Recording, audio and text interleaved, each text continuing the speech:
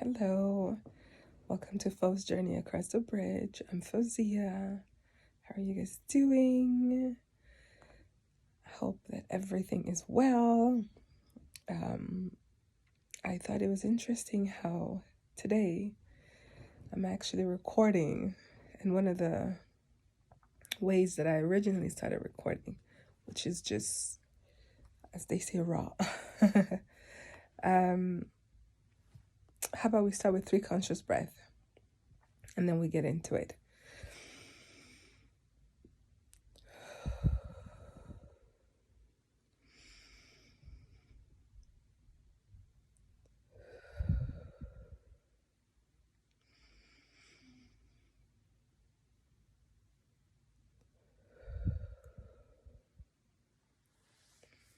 So as you guys know, on my healing journey, on Fo's Journey Across the Bridge, this is where I'm consciously doing my work to heal myself, to heal my wounds of the past, to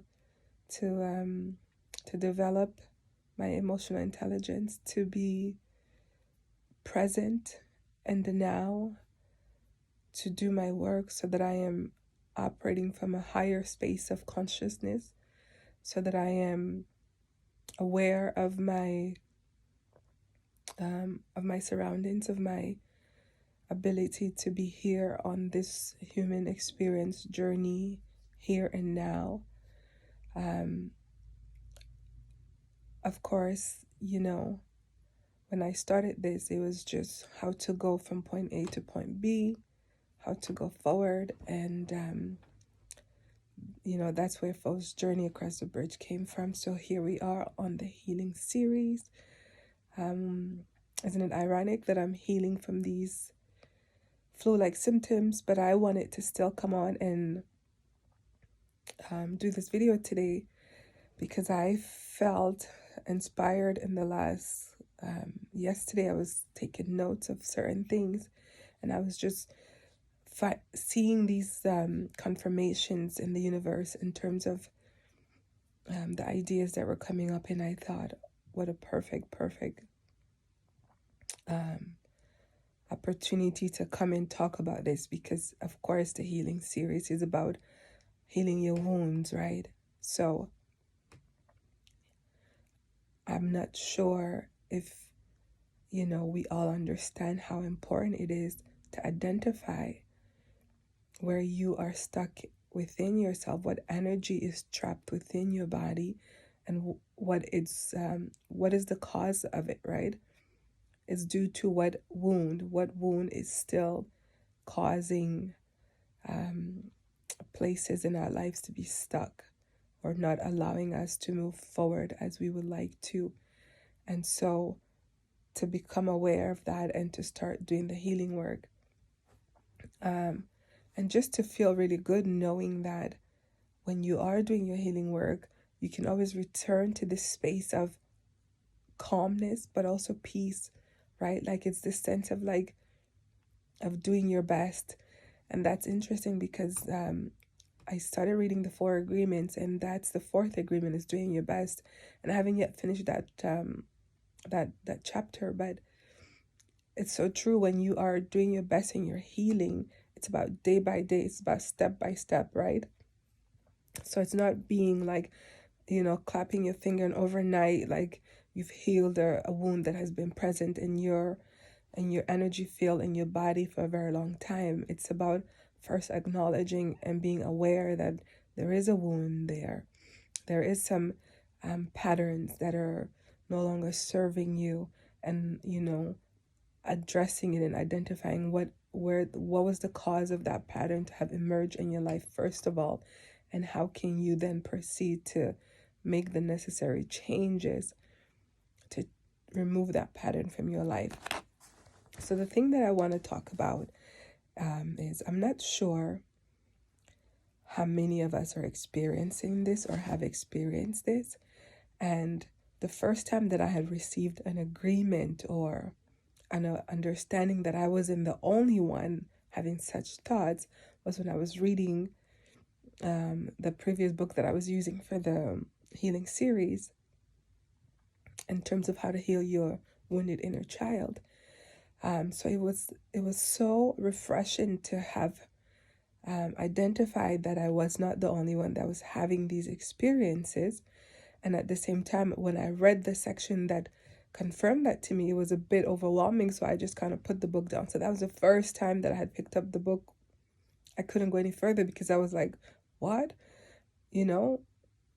And I just put it down. It was like, okay, so now I know that this is not just me having that experience. And what experience am I referring to? So having these thoughts, like it would be thoughts that are so negative, and it would be thoughts that are verbally abusive. It would be thoughts that are like panicky. Like you'll hear just these thoughts and you're like, why for me, the first thing when I wake up in the morning, I would hear this thought that says, it's almost like nobody likes you. And if I think about my inner child, I didn't grow up, and like even though I grew up in North America, being from Africa, we didn't use that language. Like, so to me, it was like, is that me? Is that my wounded inner child, or where is that voice coming from? Is it my angry wounded inner child, or is it just a voice around me that is just trying to like kind of cause me to experience sadness and put me in a state of like just to keep you stuck, basically, right? Having these attacks, because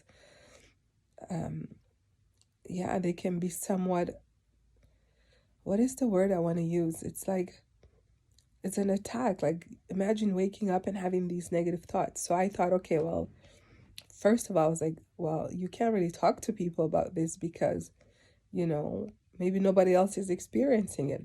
So when I confirmed it with that book, that, you know, she was saying how that's how her angry inner child was showing up. It was showing up in ways that it was sabotaging her and like not allowing her to move forward.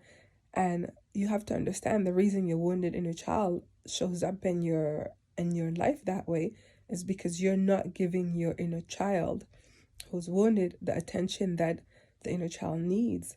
You've been just suppressing those emotions, like and the pain of the inner child for years, locking them away, shutting them out of your life, and not fully integrating them into the fullness of you, not doing the work to bring all the fragmented aspects of yourself into whole.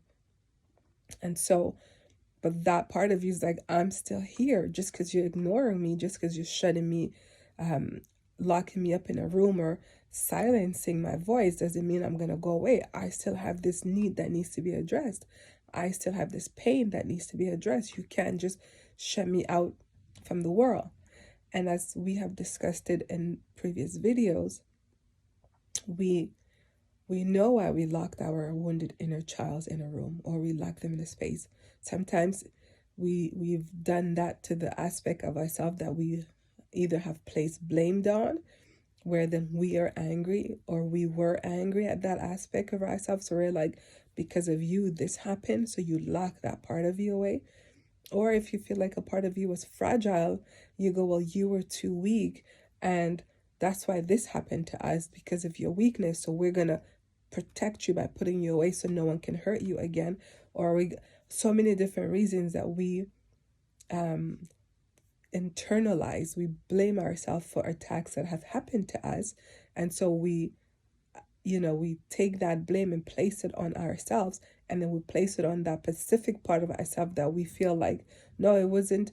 It's almost like you start dividing yourself up because you become fragmented, and you say, no, well, it's not this part of us, it was that part of us, the other part of us. So you start to deny and reject that parts of you, and then you put them away, right? And something that really kind of brings this home, and in that example of how aspects of you are, either working together for the fullness of you, or when aspects of you are fragmented. So then it's like they're not working together. And what that can show up as, like, I think there was a cartoon called Inside Out. It's so informative, and it describes exactly in terms of how the different aspects of you are playing a role in your everyday life. So I would say, if you guys get a chance, go ahead and have a look at that. There's two things I want to share. No, actually three things. I want to share what I have written in terms of what I was able then to identify, because I'm still doing my healing work, right? I'm still healing my wounded inner child. I'm still like, when yesterday, when I was feeling just a bit like, I think it was even before yesterday evening, I was just feeling a bit uneasy, but I was keeping myself completely distracted. And after a few hours of that, I realized, oh, I'm not bringing my inner self is seeking my attention now, but I'm doing everything to avoid being present and still enough to hear the call, to address the call, to give attention to myself, to my inner self. And when I finally paused the next day, I was able then to say, okay, and this happens to me pretty often where I could just be catching myself being busy, and then if I'm not doing a daily meditation, or if I'm not doing a daily stillness and consciousness and doing my breath work, then I get almost like a pull to pause. I get this pulling, right? Like, you need to be still, you need to be paused. Your inner self needs your attention. You need your attention. You need to pay attention inwardly now. And so then I finally like, okay, I kind of like pumped the brakes and I said, here I am, here's my attention, let me do this now. So that's when I started writing. So again, you are on Fo's journey across the bridge. This is a journey from the mind to the heart, returning to the center of who I am, returning to the center, to your core. I'm fully anchored in the truth of who I am. I'm anchored in God. I'm anchored in this present moment, in this present spiritual experience as a human being. And I'm doing the work, again, like I was saying, to heal the wounds of my inner child. And I hope that as you tune in to Fo's Journey Across the Bridge, that you are finding some of the information, hopefully all of the information, useful. But as I always say, I am speaking to myself, and I hope that anything that I share can serve you, even if in one way inspire you to start doing your own healing work, because there is nothing more important than you. To you, it should start with you. And when you honor you first, and you honor the people that you love, and then you can make them a priority in the most healthiest of way. So you have to take care of yourself so you can be, so you can give the best version of yourself to those that you love, right? So if you like anything that is being shared on Fo's Journey Across the Bridge, I hope that you subscribe. I hope that you shared the video. I hope that you like the video. And you never know, by sharing it, you might share it with someone who maybe needs to do their healing work, because we must understand that just because people don't share what's going on with them doesn't mean that there isn't work that we need to do on a deeper level, right? Work that needs to be done on a deeper level, because we're so pulled by our everyday life. We're busy going, we're busy doing, and we're not doing enough being and centering and slowing down enough to catch and know what we are here to do, what is our higher self needing us to do, and what does our soul is calling us to do, right? So before you can give the best version of yourself, you need to do the work to heal yourself. If you're not wounded in any way or form, that's wonderful. I hope that you are being conscious, and you're being present, and you are being aware of your calling, and you are taking day by day steps towards the reason that you're here on this journey. And you can still do that while you're healing, while you're still doing your healing work. Is not one or, but it helps a lot when you have wounds and you're addressing them. It allows you to step more into your purpose. And so the things that I was noticing. So let's start with how I started identifying how those voices were showing up for me. And I was like, let me see if I can have it stop flowing around, like in term of thoughts.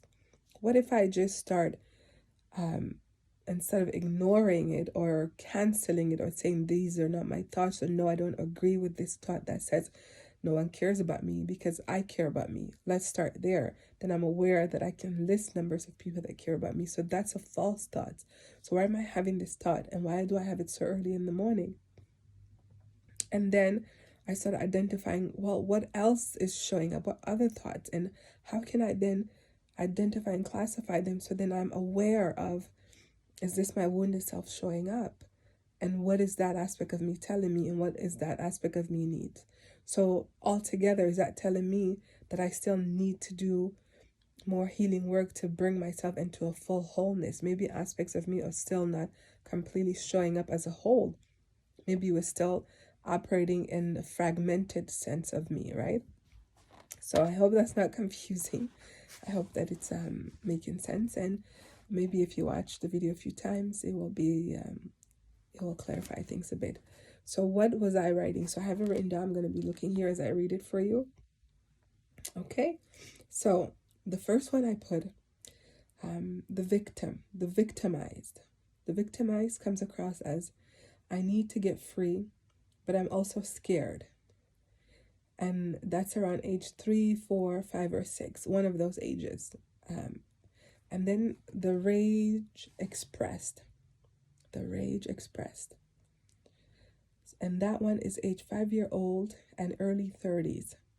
Self-hate, self-verbal attack, and angry. So to me, that was the one showing up as, with the verbal attack of saying like, nobody cares, I hate you, all those things, which is language that I didn't grow up with as a kid, right? So just to hear it in English is kind of interesting, because I would think I would hear it in Arabic. That's the language of my childhood, so I don't understand. But here again, I'm just identifying it, and I'm not having it be so overwhelming, but more like taking my power back by saying, okay, this is what's happening, this is the thought, and this is what it sounds like. So I'm having a better understanding of it to see how I can then better address it. And then there is the problem solver, overthinker, fixer, perfectionist. And then the germaphobe, the 5-year-old, if it gets on me, I have to wash it off. Then there's the spontaneous, and it's the 14-year-old, and also that is the 14-year-old and the 5-year-old. So the spontaneous is, I want to go somewhere right now, and I want to have a great adventure, chasing happiness elsewhere, escaping the reality of now, can't stay still, has to be doing something, staying busy, avoiding emotions that are coming up that may want my attention, avoiding the wounded child within. Then I have the authentic child, age 11, last seen, and only took notice of her when I realized that I was behaving as if I was at home when I was actually in a foreign place. Okay?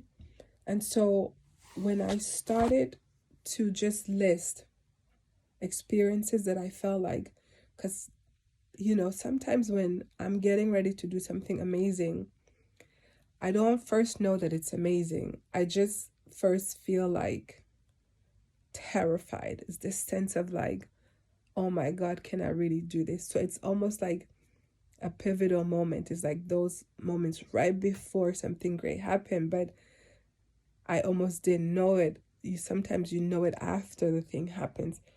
And because it has happened a few times in my life, I've been able to go, oh, something big must be getting ready to happen, because I'm having this sense of like rejecting or denying taking a certain action, because I feel like it's gonna bring me into this grand new adventure or in a completely new direction. And so all of a sudden I'm pumping the brakes and pumping the brakes, and the way that I'm pumping the brakes is what's letting me know that there's a part of me that's thinking, okay, we're not ready for that next chapter, we're not ready for that next step, so we're pumping the brakes. And so Yeah. So just knowing that, and saying, okay, well, why are we afraid to go into this next step? Or, which part of us is showing up? Or just identifying your emotions, identifying the thoughts that are showing up in your life, identifying the fears, identifying where you are in your life, and claiming your power back. But all of that happens when you do the work of healing yourself. And healing yourself is unique to everyone. It's not going to be the same path. It's not going to be the same way. It's not going to look the same. Even for yourself, it's not going to look the same every day. Right? It's not going to be, it's going to be something that you take day by day, how you're doing the work. And it's really understanding the wound. What is the wound? And so why am I first talking and identifying and categorizing and labeling thoughts that were coming up? Because I was thinking, it shouldn't have to be like this. I shouldn't be having these thoughts of like a little girl or a voice of a kid saying, I hate you, or no one likes you, or just so verbally abusive. That's not right, right? And so I'm like, if this is my wounded inner child, and since I'm doing the work to heal my wounded inner child, I want to know what's going on there, right? Just like the germaphobe. Why are we, is not all the time. And that's interesting too, because I've noticed when that aspect of me, or when that part of me is like, when I'm being almost like a little bit worried about certain, like, and it's not even dirt, it's more energy, right? It's almost like the dirt of a certain energy. You're not wanting a certain energy on you. So it's not even the dirt of a certain energy, it's just a certain type of energy. It resembles an energy that took part in your, attack or abuse when you were a kid. And you're like, oh, I don't want this energy, or this sound, or this feels familiar. So you're kind of like washing it off. You see what I'm saying? So being able to identify that for yourself and to clarify it, so you're like, oh, that part of me is present now. So what is it telling me? Is it telling me there's a similar energy around? And if that's the case, what do I need to do? How should I address this?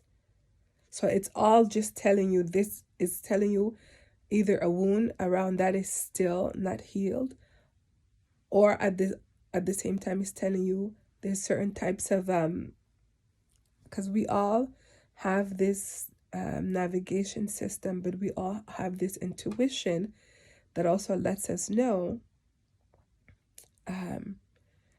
our senses, like, this is a safe space to go to, or this is not a safe space to go to, or you should do this or you shouldn't do that.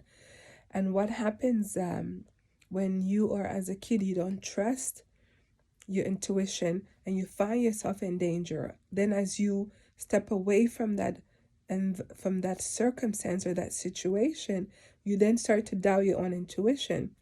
So the work that we're actually doing to heal, part of that work is reclaiming our intuition, redeveloping our intuition, right? We are gaining back the muscles of our intuition. So when we have aspects of ourselves that are giving us reminders of energies, of sensibilities that lets us know, like, I'm sensing this is not right, it's all part of redeveloping your intuition. So it's not something to ignore. And so as I say that, that is why I was like, okay, let me see what is the information that are coming up from these different thoughts that I'm having.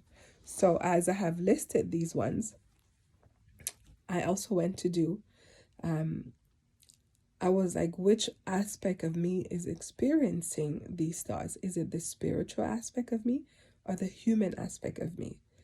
And then I went further to say, are these spiritual limitations, or are those human conditioning, right? So I'm trying to separate the two because I am trying to be present in my, on my human present experience, but I also am aware that I'm a soul on a spiritual experience. So I need to know, am I having limitations that is a human limitation, right? Is it a human limitation? Or is it a spiritual, no, is it a human conditioning? Because the human conditioning says, well, we can only do this much. We can only go this way. There's so much like conditioning around what we can and can't do. So I wanted to say, okay, was this because of my environment? Is it because what I was exposed to that I'm having these thoughts of like, well, if you do this, nobody cares about you. Or if you show up like this, you can become that, or only certain type of people can pursue certain type of things. What are the conditions? Is it from that I'm having these type of thoughts and emotions that are coming up? Or is this a spiritual limitation? So am I saying like, in order for me to have this sense of higher consciousness, what is the healing that I need to do around my wounded self? What am I putting on myself as a spiritual limitation? What am I saying that I'm only capable of healing this aspect and not that aspect? So just to first of all be able to know the difference between the two in terms of what's showing up. Is it the human aspect of me, or is it the spiritual aspect of me? Okay. And so I went further to say, feeling overwhelmed, where does that feeling fall under? The human experience or the spiritual evolution? So, yeah. So if I were to be experiencing the sense of being overwhelmed, is that then, would that be because of the human experience, of course, but also there's this spiritual evolution that comes from that. So sometimes when we stand more fully present in the strength and the power of who we are as the soul that has journeyed here on this experience, that human aspect of us is also like, oh, are we really, are we really capable of healing ourselves? Are we really capable of connecting with other human beings just on a energetic frequency vibrational level, right?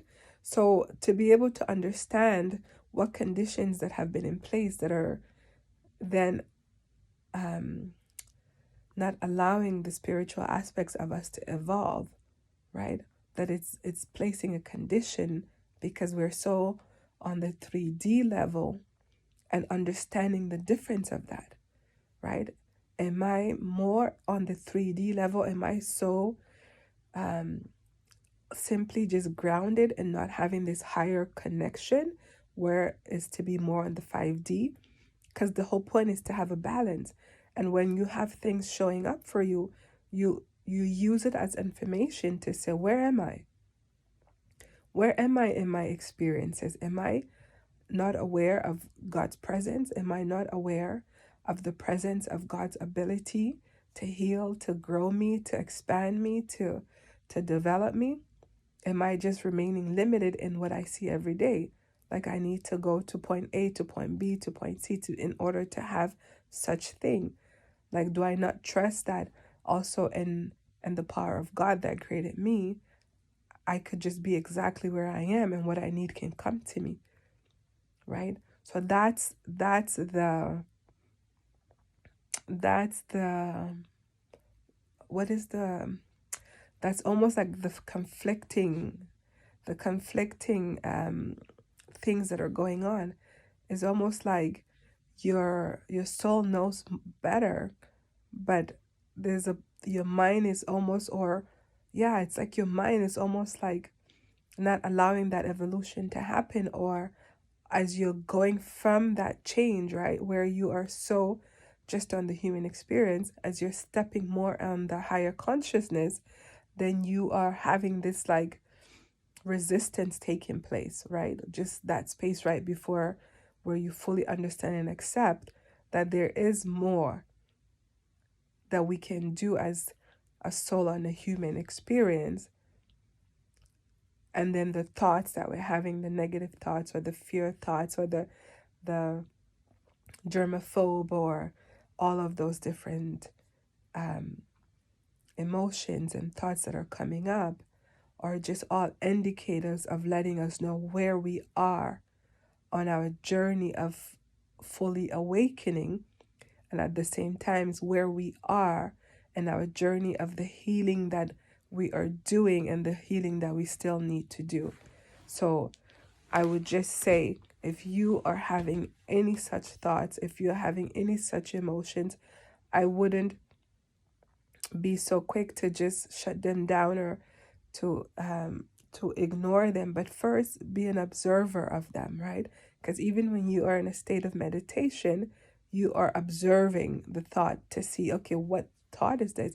Because sometimes when you're in the observation of the thoughts, it might not even be your thoughts. It could be thoughts that you've heard when you were a kid. It could be thoughts that you heard of in the neighborhood or wherever it may be. It could be external thoughts that are just still in your memory, in your computer, in your mind's computer. So avoiding it or running away from it or denying it, it's still like you feel like you're not having full power over it. So to have your full power, to call your full power to you and to own it, is not to just say that's not the truth about me and I deny it. But if it's repetitive and it's still there, to say, what is that? What is the energy of this thing, this thought that's there? Or what is this emotion that's coming up where there's a need to constantly be in pursuit of something? What are we running away from? Why is now in the present moment not enough? Right? How do I find joy and satisfaction and just being here right now in this very moment? That is sufficient, right? So that's the one big thing that I wanted to share with you guys. So healing series, healing yourself, healing the inner child. I was watching, so the two other things I want to share with you about. So exciting. I was watching a clip shared on Instagram, and the thing about it that I thought, wow. Okay, so it was shared by Dr. Gabor Mate, and I watched one or two of his interviews, and there was a sentence or a phrase he had said. He said, only if they teach about trauma awareness, or about trauma awareness in schools. No, not in schools. Only if they teach about trauma awareness to teachers. Trauma awareness to teachers. And I thought, oh my goodness, yes. Because for those people that have experienced, because I'm sure for all the humans that have been on planet Earth, we've experienced some sort of trauma, whether it's this level of trauma or whatever we identify. Anyone can say for themselves what the level of the trauma is.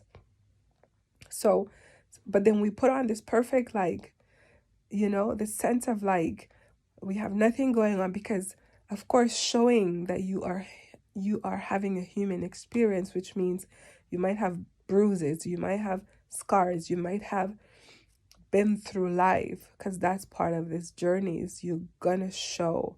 You know how people used to brag about their scars, hey, look, I got this when I did this cool trick, or I did that when I was riding my bike, or I was doing this and that.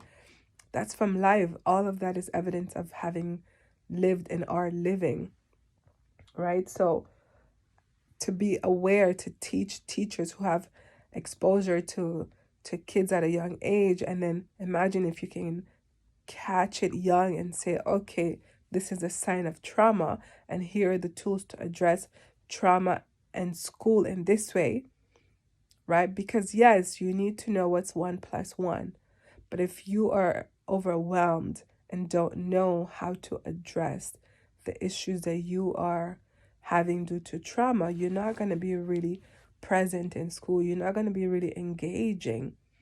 So when he said that, I thought, oh my God, that's amazing. That's amazing. That's so necessary.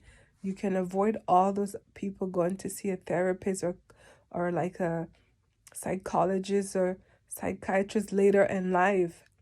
And so it's not to say to add more work to teachers, it's to say part of their training is to have such a in-depth awareness of trauma, and to know and to be offered the tools of how to assist at the earlier observations of trauma within with the students, right? So that was one. And then, just with great luck, I saw a clip today that was shared, and it was about it was shared by so it was shared by someone, but the person who has written this book or is bringing up this topic was actually in a school setting, and it was for kids, and it was discussing how everyone has a monster. So it's like a little monster that just sits on the shoulder that talks and tells you how you shouldn't do this or you shouldn't do this certain behavior, right? Just like what I was saying to you in terms of just waking up and having these thoughts of like, no one likes you, no one cares about you. No one cares about you. How sad is that? So imagine, so I hear that in this sense is being called the everyone has their monster. But in the story of Inside Out, it was an aspect of the girl who was called sadness or something, and she was just so sad, but she had so much sadness due to what she had experienced. So that's how she was always gloomy and stuff like that. So, but this was bringing awareness in terms of the voices. So first is the identification, right? So the identification is there's this voice that sits here, and it's considered to be a monster, and it's telling you how you can't do something. So don't even try to do something. It's talking you out of being present in your life. It's talking you out of participating in life and experiences. So this one, it's created by, what's his name? I think, oh, I don't want to butcher this. Roderick Byers. I think Roderick Byers. Listen, it's just is it Roderick? Roderick Byers. Roderick Byers. Yes. So it was shared by King J. Barnett. How amazing. How amazing. And I love the synchronicity. I love how, and this is just happening more and more and more, how we putting out there these requests of like what we need to happen in life, and then the next day you see that there is something already available, and then just from that knowing more will come and more will develop and more is being developed and more has been developed and more is still to come. So if you are having these aspects, whether you identify them as external of you and they sit on your shoulder, and there are these monsters that are talking you out of the pursuit of your everyday life of just being a kid, and then knowing, like, is it from your environment? Is this monster? Learn this from the environment? Is this from a wound? What is it? And if it's an inner voice, what aspect of you is screaming for your help, screaming for your attention, screaming to be addressed, to address their pain? I'm not saying that healing is easy. It's actually one of the scariest things. And every time you embark on one, you feel scared to do the next. So instead of it being like it gets easier, it does get easier, but it's always this sense of like, can I face this wall? Can I face this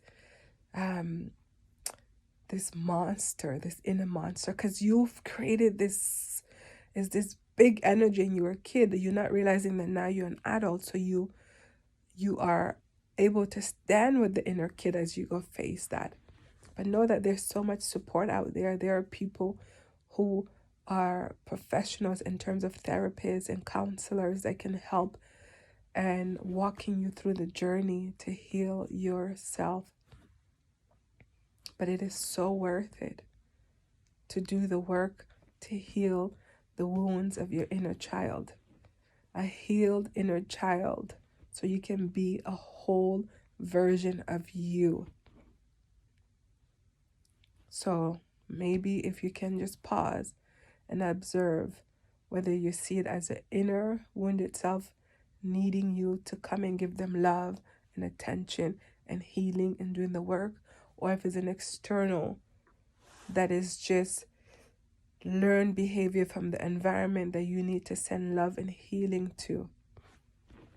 I pray that you at least give the inspiration to take the time to simply do the inventory and maybe just to identify, and then pray and look for the solutions as to how to begin to do your healing work. How to begin to do your healing work one more time. How to begin to do your inner healing work. You are the most important person in your life. Okay? And in order to care for the people that are most important to you, you have to do your own healing work first. So again, I'm Fauzia. You are tuned into Fauz's Journey Across the Bridge. If you are liking the information that is being shared and you think it will inspire someone, even if you don't know how to help that someone, maybe one word that I said can help them, and maybe you would like to share that video with them. If anything I've said here is not of any service to you, then that's okay too. And if you want to subscribe so that you are always aware of when I share my videos, you can also hit the notification bell. And yeah, I'm doing the work.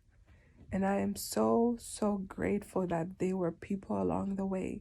And that's life. We've all have come into this, journey, and we have made agreements with one another that we would awaken one another, that we would do that for one another, that we would, right? And so in perfect timing, we step into each other's life, whether it's for a moment or a season, a lifetime. And then we're like, ta-da! And then we're here, and then we're like, it's time to wake up. Good morning, right? It's time to wake up into the fullness of who you are. The consciousness of the planet, it's vibrating higher and higher and higher. And we are automatically, but it's much easier when you are consciously choosing to do your work. So do your work. Find books, find tools, find podcasts that are out there. Start journaling, start drawing, start being present, start meditating, start taking conscious breath. Start looking for like-minded people. Start centering yourself. Start looking for a little bit of a change of awareness every day, and allow yourself to grow from that space. So, this is Fauz's Journey Across the Bridge. Thank you so much for having tuned in, and may you have a wonderful rest of your day. Bye for now.